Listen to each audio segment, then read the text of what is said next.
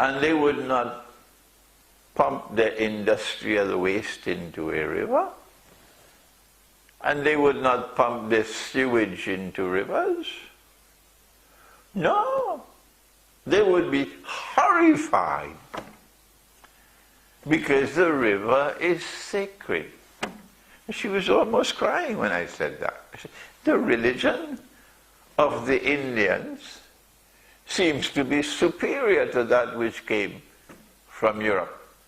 A bogus kind of Christianity. It couldn't be the religion that came from Jesus. No. Where you could pump all of these things and destroy your rivers. For the Indian, the tree is sacred. And we are familiar with that because there are trees in the Qur'an, many places. When Nabi Muhammad ﷺ went up and up and up and up and up, at the last point was a tree, Sidratul Muntaha. And Allah says about the Qur'an, in the Qur'an, about human beings, listen to the construction of the words. In Surah An-Nuh, Wallahu ambatakum min al-ardi nabata. It doesn't say Allah has created for you from the earth trees and plants. No. Ambata lakum. No. Ambatakum. Allah has created you from the earth, like trees and plants. That's the Arabic construction. And so they consider the tree to be sacred. And the Qur'an says so. So truth has come to many people before it came to us. Be careful.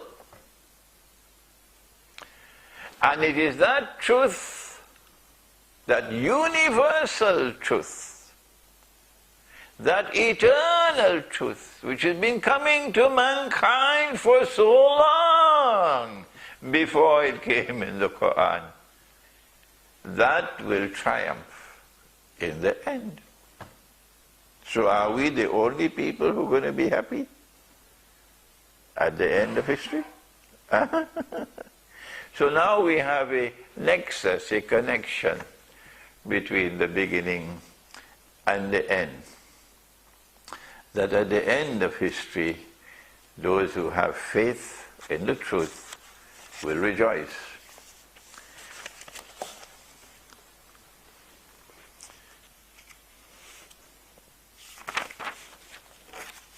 We turn now to this exciting part of the subject. The first page of history.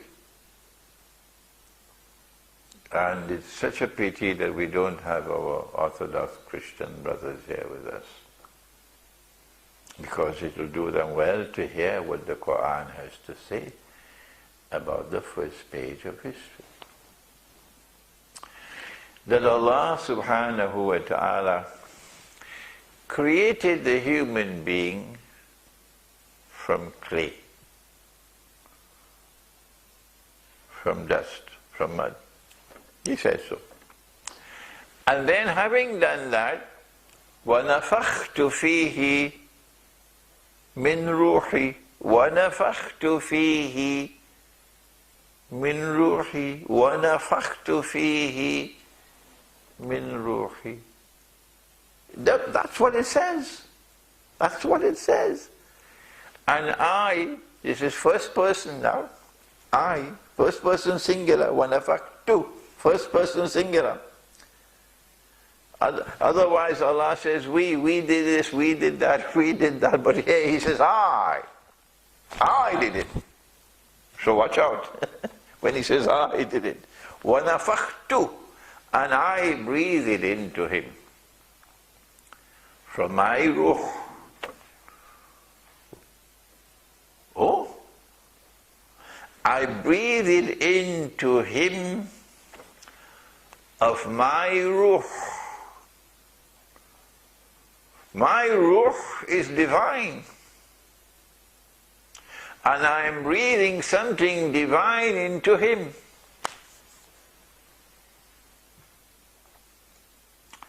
And then he said to the angels, فَقَعُوا لَهُ سَاجِدِينَ. Bow down and prostrate before him. So we ask the question, when the angels were asked to bow down and make sajda, prostrate before him, are they prostrating before the clay, the mud? Or are they asked to prostrate before that which is divine and breathe it into him? Huh? I mean, you have to have a PhD in ignorance.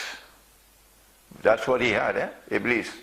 To come to the conclusion that Allah is asking me to make prostration before the clay. So they all made sajda except Iblis. Then Allah asked Iblis, Iblis, when I ordered you to make sajda, to prostrate, why didn't you do it? And then he answered, and this is the answer we want to remember in the politics of Akhir Zaman, in the civilizational struggles of Akhir Zaman. We must proclaim this truth. He said, oh, but I am superior to him. I am born superior to him. I have a birthright of superiority to him because you created me from fire and you created him from clay. Oh no, Iblis, how can you be so stupid? It is not the clay that you are asked to bow and prostrate to. Iblis, every human being, by virtue of being a human being,